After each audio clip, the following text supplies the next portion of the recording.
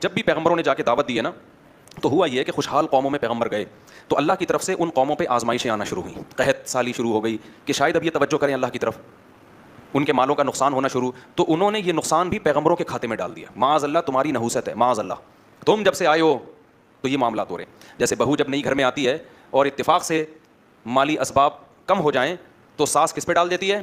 بہو کی نحوست، حالانکہ عین ممکن ہے بہو کے ساتھ ظلم کی نحوست ہو۔ کیا خیال ہے؟ ظلم ہو رہا ہو اس کی وجہ سے اللہ مال میں برکت ختم، تو کسی کی وجہ سے کوئی نحوست نہیں ہوتی، حدیث میں صاف ہے لا طیرہ، کوئی نحوست نہیں ہے، نحوست صرف بدعمالیوں کی ہوتی ہے، اس کے علاوہ کسی چیز کی نحوست اسلام میں نہیں ہے۔ کوئی کالی بلی گزر گئی، کوئی کتا آ گیا، کوئی یہ ہو گیا، یہ کوئی نحوست نہیں ہوتی۔ نحوستیں ہوتی ہیں تو کس چیز کی؟ بولو نا، بدعملی کی۔ بہو آنے سے اگر ظلم رزق گیا ہے تو اس کا مطلب اس کے ساتھ کوئی زیادتی ہو رہی ہے بہو کے ساتھ۔ ساس کے جاتے ہی ایک دم رزق کے دروازے کھل گئے تو ساس پہ نہ ڈالو کہ اس کی وجہ سے نہیں کھل رہے تھے، یہ کہی ہے تو کھل گئے دروازے۔ نہ نہ بھائی، کوئی نیکی آپ نے کرنا شروع کر دی ہوگی، سمجھتے ہو، تو نہ ساس پہ ڈالو نہ بہو پہ ڈالو۔ یہ آج کل بہت ہو رہا ہے کہ اس کے آتے ہی یہ ہو گیا، بھائی وہ ویسے ہی ہو گیا تھا، اتفاق سے وہ اسی ٹائم پہ آ گئی۔